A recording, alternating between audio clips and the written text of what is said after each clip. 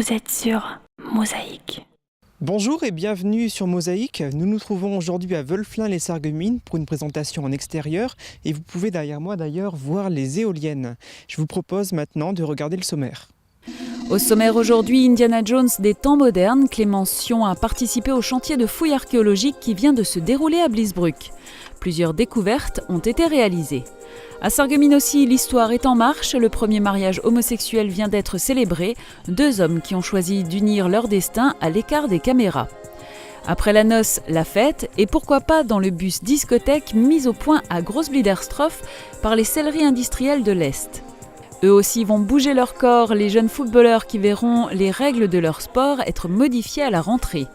De la culture également au menu de Mosaïque, avec l'exposition de photos de Yasmine et Voyage en Italie, un spectacle présenté dernièrement au Jardin des Faïenciers.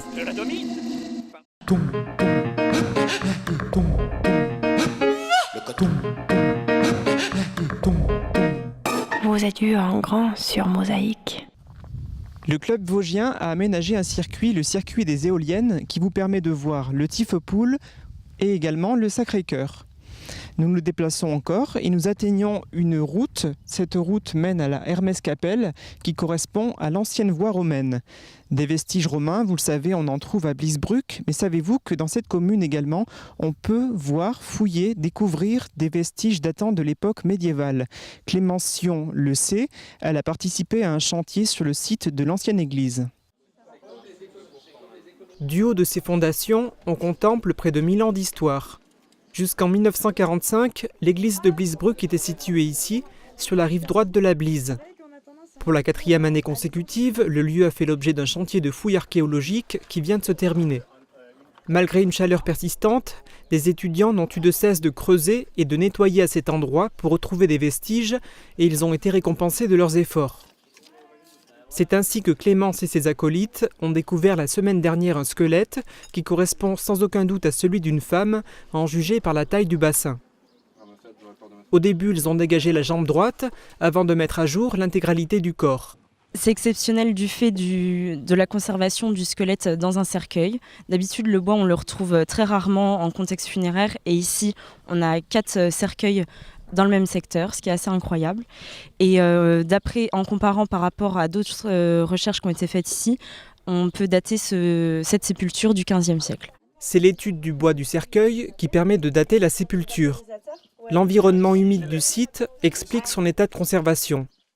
D'autres vestiges ont été découverts, comme une petite statuette en céramique représentant une vierge à l'enfant, ou un autre squelette bien conservé sur lequel était disposé un calice en étain. Il devrait s'agir d'un prêtre. Au-delà de l'aspect spectaculaire des os découverts, Clémence Sion insiste sur la préservation de l'état du cercueil. Cette étudiante en master criminalistique et archéologie se rend depuis plusieurs années à Bliesbruck. Elle loue la qualité du travail effectué ici. L'encadrement par les archéologues du Conseil général qui est irréprochable.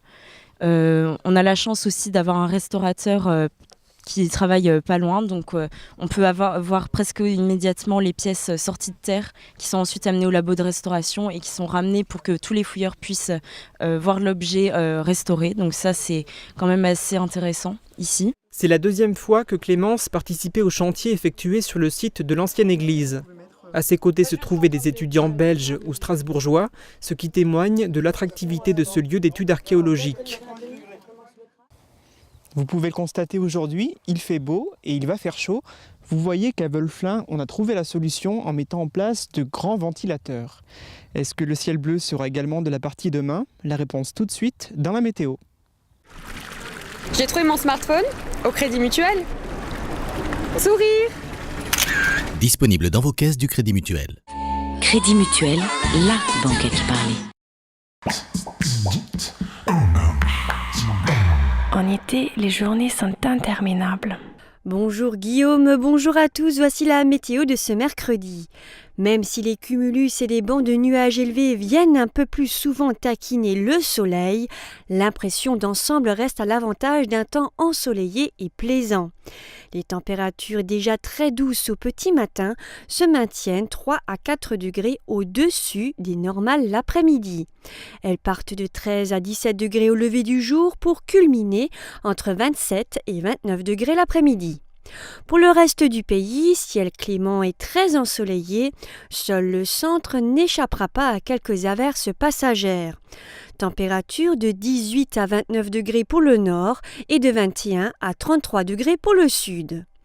Mercredi 17 juillet, nous fêtons les Charlottes. Le soleil se lève à 5h44 pour se coucher à 21h31. Sur ce, je vous souhaite une agréable journée avec la suite de nos programmes. Crédit Mutuel, la banque à qui parler. Publicité. Du 26 au 28 juillet, entrez dans les couloirs du temps sur le site de la Citadelle et prenez part aux 4e Médiévales Européennes de Beach. Les Médiévales Européennes de Beach, c'est 12 000 visiteurs en 2012, ce qui en fait une des plus grandes fêtes moyenâgeuses de France. Les 26 et 27 juillet, à 22h, spectacle son et lumière, la geste de Godefroy. Les 27 et 28 juillet, grâce aux troupes et marchands venus des 4 coins du continent, venez flâner le long des échoppes du marché médiéval. Les Médiévales Européennes de Beach, du 26 au 28 juillet, sur le site de la Citadelle. Bobo le Dino, c'est un espace jeux et loisirs sur plus de 1500 m² pour petits et grands. Un espace sécurisé où les enfants ont une totale liberté de mouvement. Piscine à balles, trampoline, pont de singe, mur d'escalade et canon à balles. Bobo le Dino, c'est l'espace de jeu préféré des enfants. En juillet et août, les animateurs de Bobo le Dino se feront une joie de garder vos petits bouts pendant vos courses ou pour des ateliers récréatifs. Bobo le Dino, 8 rue des Frères Lumière à Sarreguemines.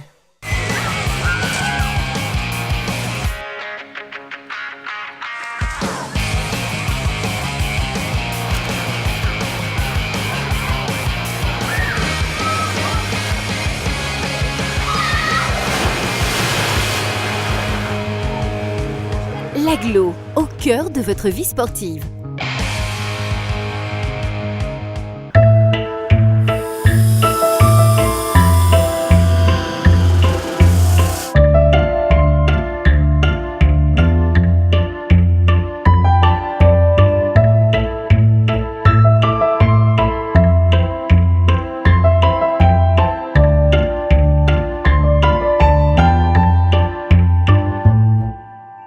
Le Conseil général de la Moselle présente l'exposition 2500 ans d'histoire commune en Moselle et en Sarre au parc archéologique européen de Bliesbruck-Rheinheim. Visitez le nouveau parcours exposition du parc et redécouvrez la culture et le mode de vie de nos ancêtres celtes, gallo-romains et mérovingiens. Plus de 500 objets installés sur tout le parc présentent l'évolution de cette micro-région depuis 2500 ans. 2500 ans d'histoire commune en Moselle et en Sarre, parc archéologique de Bliesbruck-Rheinheim du 1er juin au 15 novembre. Ouvert tous les jours de 10h à 18h.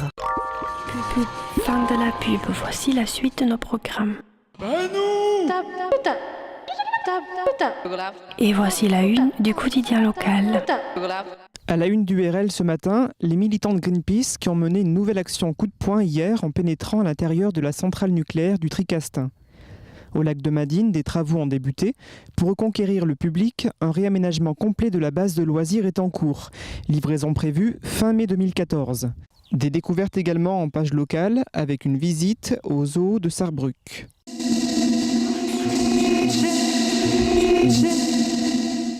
Vous êtes face à l'actualité.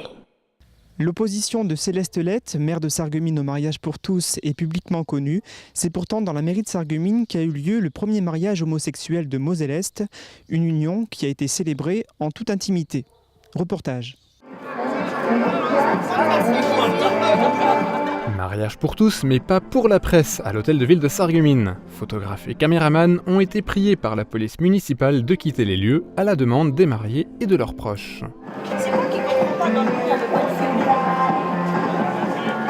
Pour les deux jeunes hommes, c'est pourtant un grand jour, celle de leur union devant Marc Zingraf, adjoint au maire de Sarreguemines, l'un des rares acceptant de célébrer un mariage entre deux personnes du même sexe, mariage pourtant légal et reconnu par les autorités républicaines depuis l'adoption de la loi Taubira. Un premier mariage tout en discrétion, mais qui n'en sera pas, espérons-le, moins heureux. La Moselle-Est a du talent, c'est le cas par exemple pour l'entreprise des Selleries Internationales de l'Est, dont le savoir-faire est reconnu en France et à l'étranger. Dernier exemple en date, un bus un peu particulier. Reportage de Thomas Drouin. De l'extérieur, rien ne différencie ce bus d'un autre. Pourtant, ce véhicule, actuellement en finition dans les locaux des Selleries Industrielles de l'Est, à Großbiedersdorf, se distingue par un aménagement intérieur d'exception. Bienvenue dans un bus discothèque. avec lumière et sonorisation. L'entreprise blitzarienne travaille main dans la main avec son commanditaire depuis 10 mois, afin d'offrir à ce dernier le produit qu'il attend tout en respectant les normes en vigueur. Ce bus parcourra d'ici peu les rues de la région parisienne, place donc à la musique et à la danse.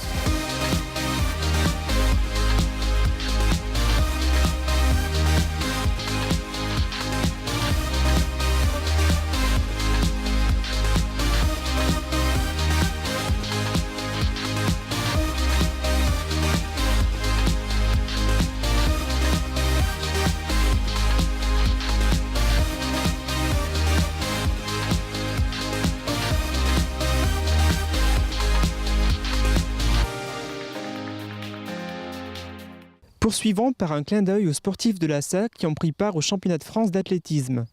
Sachez que Cyril Tesson a fini 8e du concours du lancer du javelot avec un jet à 65,38 m. Emric Amann termine 10e du décathlon avec 7019 points. Et Pascal Schwartz, 10e également du concours du lancer du poids avec 15,91 m. Les règles du football à effectif réduit vont changer dès la saison prochaine. Une soirée d'information avait lieu pour les dirigeants et cadres des clubs de Sarreguemines Beach. Pour les informer de ces évolutions, Jean Birkel était sur place. En 3 phrases, expliquez la règle en bleu. Laissons jouer les enfants. Tel est le message en toile de fond que délivre la Fédération française de football. La saison prochaine, les jeunes footeux à partir de U6 évolueront à 4 et non plus à 5 sur le terrain. Et à partir de U11, ils passeront de 7 à 8. Un changement de l'effectif qui s'accompagne aussi d'une nouvelle façon de diriger le football à effectif réduit. Un enfant, ce n'est pas un adulte en miniature, donc on a souvent tendance à transférer nos envies sur la pratique des plus jeunes et l'erreur, c'est de les comparer aux grands. Et en fait, les enfants s'expriment à leur niveau, avec leurs intentions et leurs moyens physiques et techniques du moment, quoi. Il faut laisser la place au jeu et à la place aux enfants. On a trop tendance à vouloir les cadrer de l'extérieur, que ce soit les parents ou les éducateurs. Cette réforme va donc permettre le renouvellement de l'offre de pratique pour les plus jeunes. Concrètement, après cette soirée d'information, les éducateurs des clubs seront invités à se former en septembre lors de sessions de formation de 2 fois 4 heures. Préparez donc le club de demain. Vous ne le saviez peut-être pas, mais la route de Bordeaux à Rome passe par Sarreguemines. C'était le cas pour Montaigne, pas dans la version originale de son voyage en Italie, mais dans la tournée estivale de la pièce mise en scène par Michel Didim. Un reportage au Jardin des Faïenciers de Julia Bitran. 17 mois et 8 jours, ce fut la durée totale du voyage de Montaigne pour faire l'aller-retour de Bordeaux à Rome. Drôle de détour qu'il fit en 1580 en passant par la Lorraine pour soigner sa colique néphrétique dans les villes d'eau. Qu'importe la lenteur, pour Montaigne, le voyage n'a pas vraiment de destination, mais plutôt un but, aller à la rencontre des gens et de leurs coutumes. Nulle proposition ne m'étonne, nulle croyance ne me choque, si contraire soit-elle à la mienne.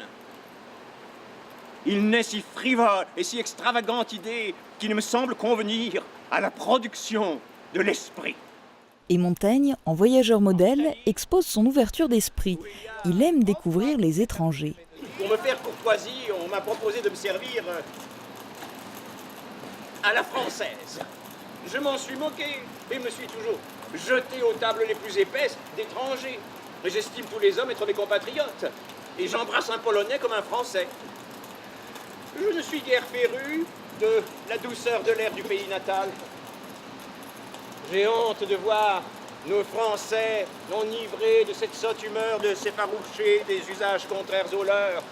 Il leur semble être hors de leur élément quand ils sont hors de leur village. Montaigne se délecte de ses découvertes et au hasard de ses haltes, il se laisse aller à philosopher. Le désir et la jouissance nous mettent pareillement en peine. La dureté des maîtresses est pénible.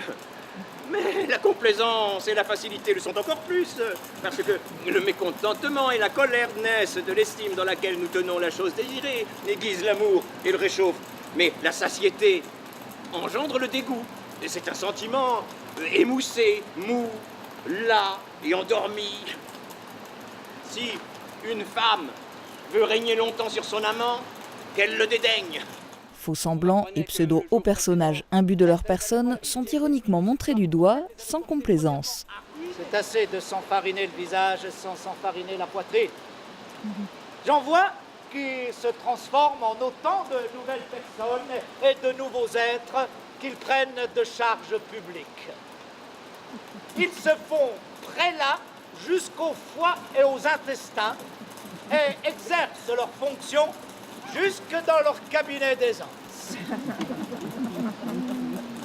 Ils enflent et grossissent leur âme et leur façon de parler à la hauteur de leur siège magistral.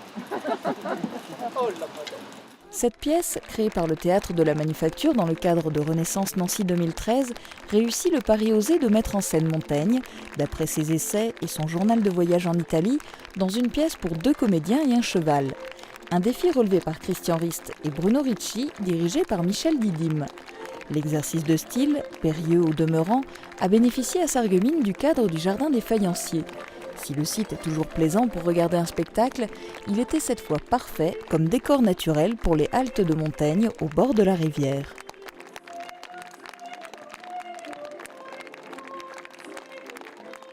Nous vous l'avions déjà annoncé sur Mosaïque, le prochain grand rendez-vous au Jardin des Faïenciers aura lieu le 10 août avec un voyage cette fois-ci dans le ciel à l'occasion de la Nuit des Étoiles. Rendez-vous de 14h à 1h du matin. Ils étaient 5 au départ, 2 à l'arrivée. Le groupe de jeunes qui a participé au projet Zoom sur mon quartier du centre socioculturel a présenté ses photos rue du Vieux-Chêne à Sarreguemines. Jean Birkel était sur place.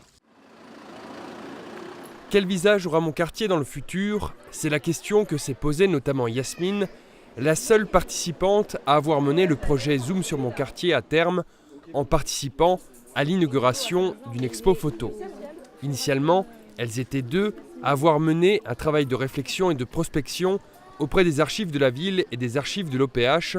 L'idée était de s'appuyer sur d'anciennes photos pour imaginer l'avenir du quartier. Comment est-ce que toi tu verrais ton quartier dans quelques années ? Est-ce que tu le vois déjà grandir ici, vivre ici un jour ? Ben oui, puisque j'ai déjà habité ici, j'ai déménagé, je me verrais plutôt habiter ici. Enfin, voilà, qu'on connaît plus de gens. Ça veut dire que c'est un quartier que tu aimes bien ? J'étais ici depuis mon enfance. Et tu aurais envie qu'il ressemble à quoi alors, ce quartier ? Il te plaît comme ça, avec des arbres, des immeubles ?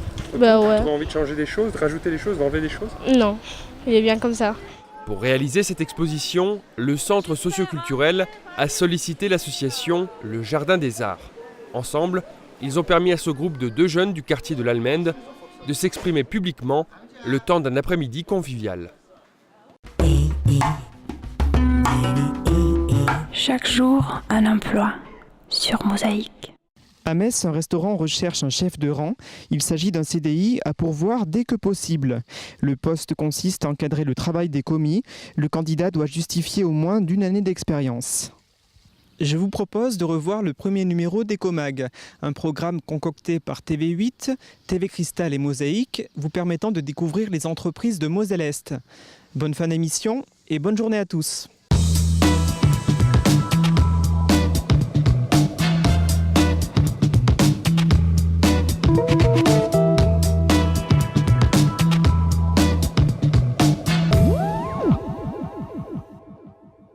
Bonjour à tous et bienvenue dans le Mag Éco.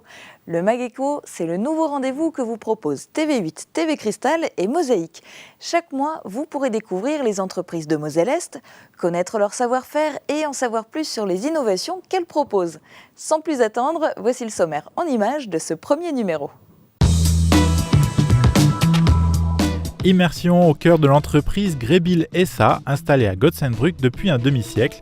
Elle est spécialisée dans les bâtiments publics et privés, la voirie, les réseaux de distribution et les ouvrages d'art. Vous allez le voir, c'est une entreprise qui se porte bien et qui recrute.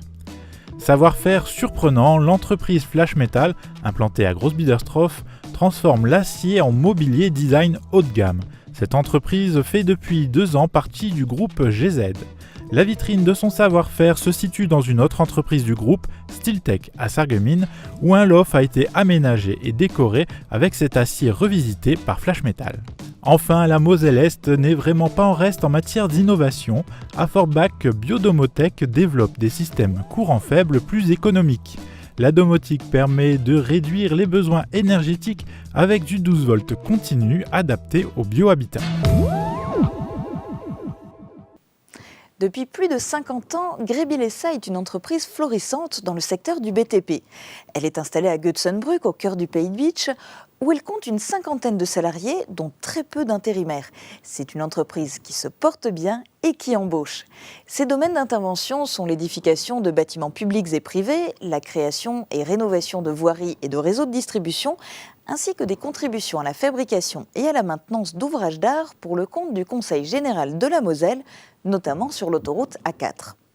Résolument tourné vers l'avenir, Greybill SA s'appuie sur un savoir-faire et des réalisations exemplaires pour continuer une aventure commencée au lendemain de la Seconde Guerre mondiale. Reportage de Bruno Kuhn.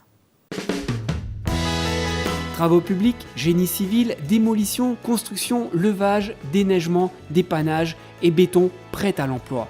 C'est dans la zone artisanale de Gotsenbrück que rayonne l'entreprise Greybill, une entreprise familiale fondée par René Greybill en 1954. J'ai commencé avec une brouette et 2 pelles. Et de temps en temps, on s'est amélioré. Et puis, on a travaillé 10 heures, 12 heures par jour. À sa retraite, René Greybill a cédé les commandes de son entreprise à ses fils Alain, Sylvain, Denis et celui qui fuit les caméras et appareils photo, Jeannot. La fratrie s'est partagé les compétences et les savoir-faire qui participent à la renommée de l'entreprise.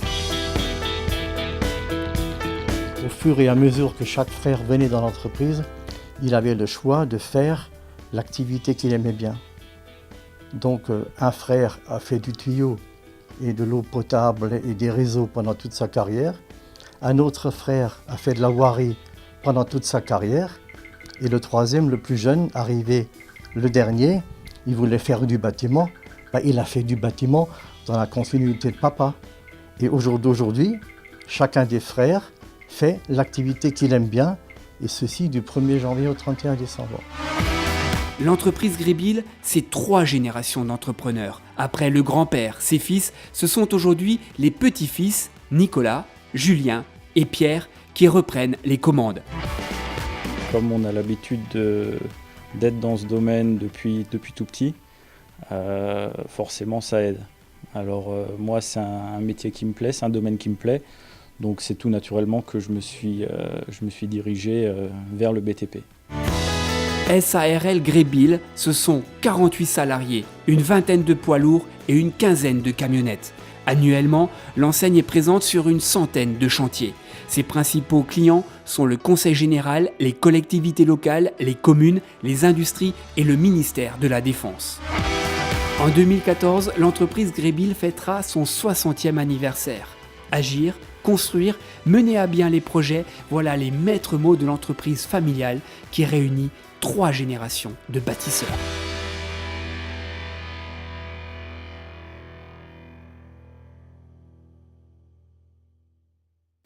Je vous propose maintenant de découvrir un savoir-faire doublé d'une créativité surprenante. À l'origine, il y a une problématique, la volonté de valoriser le savoir-faire d'une entreprise tout en conquérant un nouveau marché, en l'occurrence celui du luxe. C'était le défi lancé à Flash Metal, une société implantée à Großbiedersdorf. Pour relever ce challenge, l'idée est venue de Guy Zins, PDG du groupe GZ, qui comprend notamment Flash Metal et Steeltech. Son idée a été de mettre le savoir-faire de Flash Metal au profit d'un nouveau créneau, le mobilier haut de gamme mais design, et réalisé dans un matériau surprenant dans ce contexte, l'acier. Vitrine grandeur nature de ce savoir-faire, un loft situé à Sarreguemines au sein de l'entreprise Steeltech et dont le mobilier a été intégralement réalisé par la société Flash Metal. Quand l'acier devient mobilier de luxe, c'est un reportage de Marianne Gabriel. Le groupe GZ sait recevoir et bichonner ses clients. Dans les locaux de Steeltech, un véritable loft de 80 mètres carrés, aménagé 90% en acier, a été réalisé par l'entreprise Flash Metal, membre du groupe et spécialisée en tôlerie fine. Aujourd'hui, ce local sert aussi bien pour recevoir nos clients que pour organiser des réunions d'affaires, comme pour l'ensemble de nos salariés, pour organiser des journées brainstorming, pour organiser des discussions entre les différents agents de maîtrise, enfin, entre les différents cadres de l'entreprise, pour aussi organiser des soirées sur des thèmes plus recentrés sur la cuisine et un peu moins sur le travail, qui permet justement de resserrer les liens entre les différents interlocuteurs de l'entreprise. Ce local, communément appelé le loft, est le fruit de plus d'une année de travail. Au-delà de l'aspect convivial, il reflète le savoir-faire de Flash Metal sur différents aspects du travail de l'acier.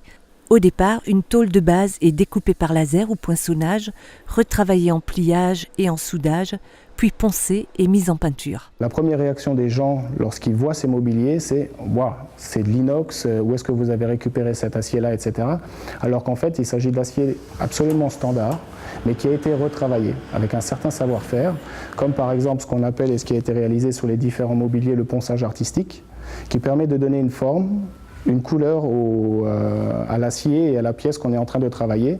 Et il nous suffit derrière de thermolaquer, de vernir les pièces et de les thermolaquer, c'est-à-dire de les passer en cuisson, pour justement avoir une capacité de résistance à la corrosion et de pouvoir utiliser ces meubles dans une utilisation au quotidien.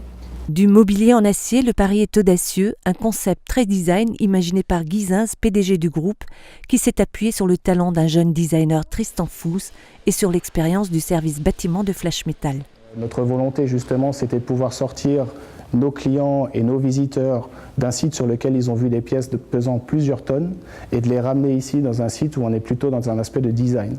Ce qui est quand même un contraste lorsqu'on passe de l'atelier à la pièce et ce qui permet quand même à la personne qui visite et qui voit ça de garder un souvenir assez impérissable, je dirais, de sa venue dans le loft. Le loft, où passent des clients du monde entier, est le tremplin d'un nouveau marché. Déjà fabricant de mobilier dit de série destiné à des grandes surfaces et des grands donneurs d'ordre, la volonté de Flash Metal est aujourd'hui de se positionner sur le design et le haut de gamme. Ce sera des produits qui seront vraiment créés de A à Z, en partant du premier trait de crayon jusqu'à la réalisation du produit fini par Flash Metal. Flash Metal, repris il y a 2 ans par le groupe GZ, connaît un très fort développement qui passe par l'acquisition de certains clients de prestige. Des partenariats sont menés avec leurs ingénieurs et designers pour développer une nouvelle typologie de mobilier. En 2013, Flash Metal devrait commercialiser ses premiers meubles design. Donc une cinquantaine aujourd'hui de produits ont déjà été déterminés, une dizaine de produits a été déjà arrêtés, dans laquelle la fabrication et le prototypage va démarrer d'ici les prochains mois. Côté innovation, direction Forbach pour une nouveauté en matière de réduction de consommation d'énergie. Vous le savez bien pour en être vous-même des utilisateurs, ordinateurs, téléphones portables, télévision, réfrigérateurs, appareils électriques en tout genre, même en veille, les consommateurs d'électricité se sont multipliés dans les maisons. Patrick Zander s'est lancé dans la réduction des besoins énergétiques et en eau des foyers, des véhicules et même bientôt des navires fluviaux. Son entreprise Biodomotech est l'une des jeunes pousses de la pépinière d'entreprise Eurodev Center à Forbach. Regardez le reportage de Roger Chevalerias.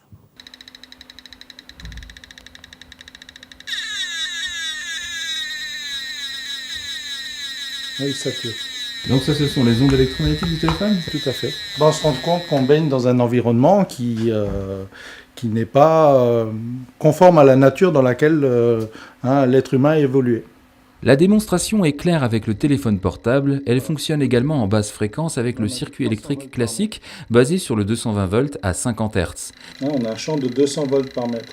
Les champs électromagnétiques sont partout et ils ne sont pas anodins. Au 220 volts alternatif, Patrick Zander substitue le 12 volts continu et crée en 2011 sa société Biodomotech qui développe et commercialise des systèmes domotiques de contrôle et de gestion de l'énergie et de l'eau adaptés au biohabitat. Il y a quelques années, je vivais en Roumanie et j'ai eu l'occasion de travailler sur un projet d'écoquartier. La problématique était que les gens quittaient la campagne pour se rapprocher des villes, mais l'État n'avait pas les moyens, les moyens immédiats de mettre en place toutes les infrastructures, d'eau, de gaz, et il fallait trouver un système pour pouvoir gérer les ressources naturelles qu'on avait sur place, et un système qui était abordable financièrement et surtout facile à maintenir. J'ai recherché un petit peu ce qui existait sur le marché. En parallèle, j'ai fait une formation en biologie de l'habitat, en France, et j'ai pu établir un cahier des charges, mais je n'ai pas trouvé de produit qui correspondait.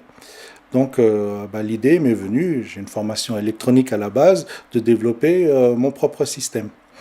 Donc c'était quelques mois de réflexion, puis le montage d'un dossier que j'ai présenté ici pour intégrer la pépinière d'entreprise. Un dispositif technique basé sur une philosophie. Patrick Zander veut respecter la biologie de l'habitat en utilisant les technologies actuelles et durables. Les cartes, les circuits qu'il développe utilisent des éléments, des fiches, des contrôleurs, un ordinateur, des programmes qui ne sont pas soumis à une durée de vie marketing. En panne, les pièces doivent pouvoir être remplacées, y compris par l'utilisateur final. Gestion de l'énergie, de l'eau, monitoring à distance, de l'innovation. Donc on a les différents paramètres qu'on mesure, température, la tension de batterie, l'humidité, taux de CO2, la consommation électrique, la consommation d'eau.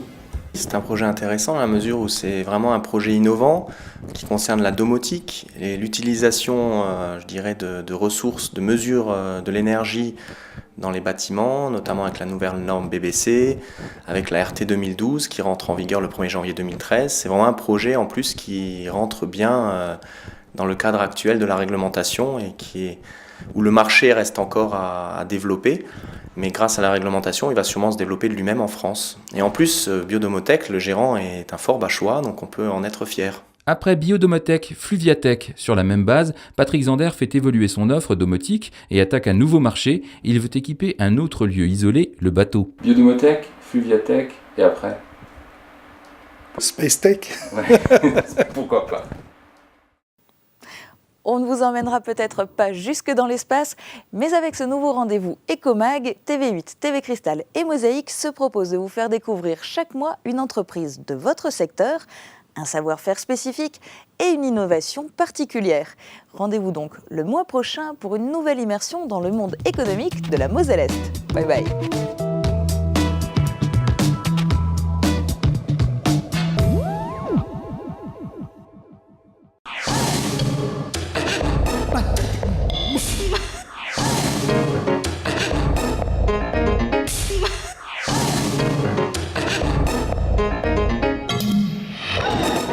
Mosaïque vous remercie de votre fidélité. À demain.